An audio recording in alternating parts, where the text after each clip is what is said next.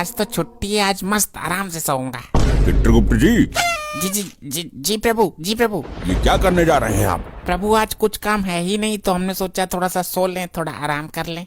आपकी जानकारी के लिए हम आपको बता दें कि ये धरती लोक नहीं है, ये यमलोक है। यहाँ छुट्टी नहीं होती है। प्रभु लेकिन कुछ काम भी तो नहीं है, क्या काम करें? आज तो धरती लोक पे भी नहीं जाना हमें। पिछले हफ्ते हम लोगों ने जितने भी लोगों को यमलोक में लाया है, सब लोगों को हमारे समक्ष लाइए, हम उन्हें दंड देंगे। जी प्रभु, जैसी आपकी आज्ञा। चलिए चित्रगुप्त जी, अपना लैपटॉप चालू कीजिए और बताइए हमें सबके बारे में। प्रभु सबसे आगे जो लाइन में खड़ा है उसका नाम है राजू रंगीला। ये कर देता था लोगों के आगे गीला पीछे पीला। अच्छा, तो बदमाशी करते थे ये? जी प्रभु। इनकी लंबाई देख के तो लग रहा है कि छोटे मोटे बदमाश होंगे। क्यों, क्या करते थे? छोटे बच्चों का खिलौना लेके भाग जाते थे? नहीं प्रभु, इसकी लंबाई भले ही हो छोटी, लेकिन बुद्धि है इसकी पूरी खोटी। अच्छा, ऐसा क्या करता था ये? यमराज जी हम खुद ही बता दें अपने। जब हम आपसे पूछेंगे तब बताइएगा, बीच में बड़बड़ करने की जरूरत नहीं है। प्रभु ये अपने गांव के लोगों को लोन दिया करता था, गाड़ी खरीदने के लिए और घर खरीदने के लिए, और जब वो लोग इसका लोन नहीं चुका पाते थे तो ये उनकी गाड़ी और उनका घर जब्त कर लिया करता था। अब आप ही बताइए यमराज जी, कोई मेरा पैसा नहीं लौटा रहा तो हम उसकी घर और गाड़ी ही हड़पेंगे ना, उसकी पूजा थोड़ी करेंगे। चित्रगुप्त जी। जी प्रभु। आगे बताइए। जी प्रभु, अब यहाँ से इसकी बदमाशी शुरू होती है प्रभु। वो कैसे? जिन लोगों ने इससे गाड़ी और घर लेने के लिए लोन पे पैसे लिए, वो लोग लोन ना चुका पाए, वहीं पे ये बदमाशी करता था। अच्छा, कैसी बदमाशी? प्रभु जैसे ही लोन चुकाने की डेट आया करती थी, ये उसके 2 दिन पहले गायब हो जाता था। अच्छा। और लोन चुकाने की डेट से 4 दिन बाद वापस आया करता था। अच्छा, तो ये है शरीर छोटी लेकिन बुद्धि खोटी। आगे तो सुनिए प्रभु। बताइए। फिर जब गांव वाले इसके लोन का पैसा वापस करने आते थे तो ये बोलता था कि अब देने की तारीख निकल गई है, अब 20% इंटरेस्ट लगेगा। लेकिन लोन देने के टाइम पे ये बोलता था कि सिर्फ 5% इंटरेस्ट लगेगा। बदमाश तो बहुत ही खतरनाक था ये। और प्रभु इतना ब्याज गांव वाले दे नहीं पाते थे तो ये जाता था उनके घर और गाड़ी पे कब्जा कर लेता था। बहुत ही बुरा काम करता था ये इंसान। चित्रगुप्त जी। जी प्रभु। इसको तुरंत नर्क में भेजा जाए और गरम तेल की कढ़ाई में इसको तला जाए। और एक बात याद रहे। जी प्रभु। कढ़ाई का तेल 20% अधिक गर्म होना चाहिए ताकि इसका ब्याज का पूरा प्याज निकल जाए। जी प्रभु, जैसी आपकी आज्ञा। प्रभु हमको भी कुछ बोल लेने दीजिए। हमें फालतू बातें सुनने की आदत नहीं है, ले जाइए इसे हमारे सामने से। अगला कौन है चित्रगुप्त जी, उसके बारे में हमें बताइए। प्रभु ये जो दूसरे नंबर पे व्यक्ति खड़ा है, वैसे तो इसका नाम प्रियांशु है, लेकिन रात में ये प्रिया बन जाता है। मतलब हम समझे नहीं, क्या ये इच्छाधारी इंसान था?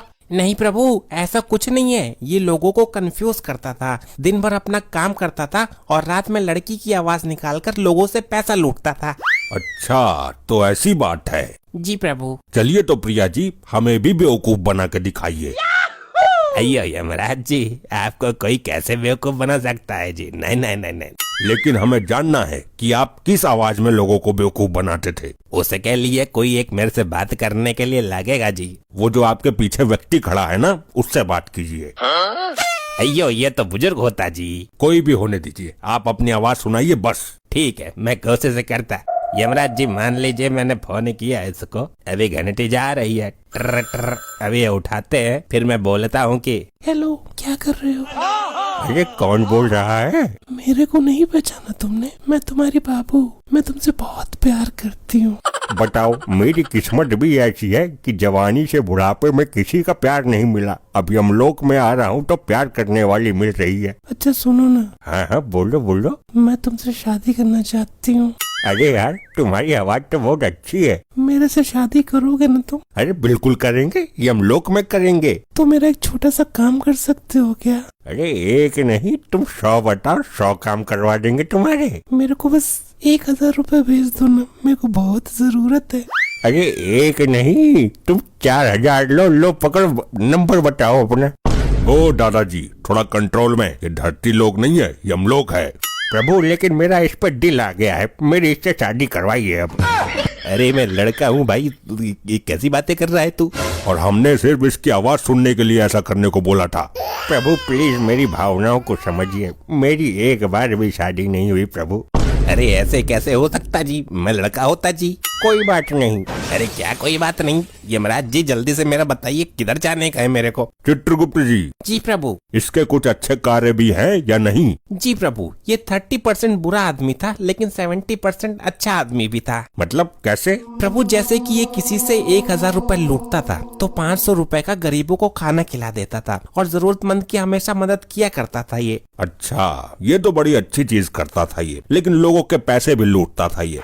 तो एक काम करिए चित्रगुप्त जी, जी प्रभु। पहले इसको नर्क में भेजिए, कढ़ाई में तेल गरम करिए, लेकिन इसको कंफ्यूज करने के लिए बोलिए कि तेल एकदम ठंडा है। अच्छा, जैसे ये कंफ्यूज करता था। बिल्कुल, और फिर इसको उस गर्म तेल में डालिए, फिर जब हम बोलेंगे तब इसको स्वर्ग में भेज दीजिएगा। कैसी आपकी आज्ञा प्रभु। और आप बुढ़ऊ जी, इतनी उम्र हो गई है लेकिन अभी भी आपके अंदर शादी की लालसा जाग रही है। प्रभु अब क्या करें, 90 साल के हो गए थे, हमारी बारात तो कभी उठी नहीं, आपने उठा लिया हमें। हाँ, तो इस उम्र में शादी नहीं की जाती है। नहीं प्रभु, होने वाली थी हमारी शादी।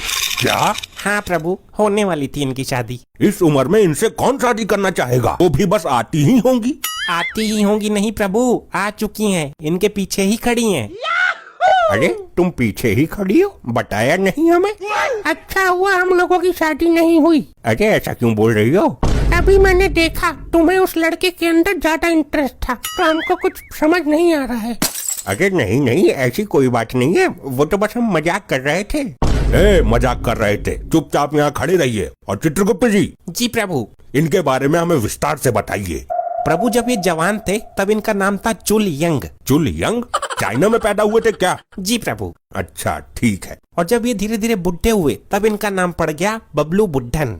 हाँ, तो इन बबलू बुढ़न जी के कारनामे बताइए हमें। प्रभु जब ये बबलू बुढ़न जवान था तब इसने बहुत सारी शादियाँ की थी। क्या इसने बहुत सारी शादियाँ की थी? अरे ये ऐसे ही बोल रहा है, तुम इसकी बातों पर ध्यान मत दो। प्रभु करीब इसने 45 शादियाँ की और सारी औरतों के पैसे लेके ये भाग जाता था। हाँ, मैं तो मर ही जाऊंगी। अरे पहले ही मर चुकी हैं आप, अब ज्यादा टेंशन मत लीजिए। अच्छा, तो ये भी लूटपाट का मामला है? जी प्रभु। अरे नहीं प्रभु, मैंने इतनी शादियाँ नहीं की, वो लोग तो मुझे खुद ही छोड़ के चली जाती थी। अच्छा, खुद ही छोड़ के चली जाती थी? जी प्रभु। और पैसे भी खुद ही दे के चली जाती होंगी कि ये लीजिए हमारे पैसे ले लीजिए आप। प्रभु अब मैं उनका पति था तो इतना फर्ज तो बनता ही था उन लोगों का, तो दे के चली जाती थी।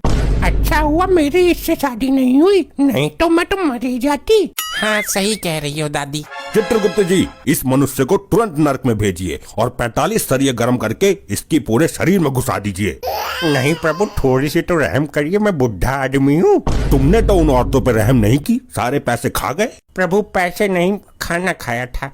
चुप रहो तुम। चित्रगुप्त जी, लेके जाइए इसको। और अभी कितने लोग बचे हैं चित्रगुप्त जी? प्रभु ये बूढ़ी अम्मा है और इनके पीछे 2 लोग और हैं। ठीक है, इन तीनों को आज के लिए आराम दीजिए, इनको हम अगले एपिसोड में सजा सुनाएंगे। जैसी आपकी आज्ञा प्रभु। चलिए आप लोग आराम कीजिए, जाइए। ऐसे ही और मजेदार फनी वीडियोस देखने के लिए पीएम टोन्स को फेसबुक पर फॉलो करना बिल्कुल ही ना भूलिए।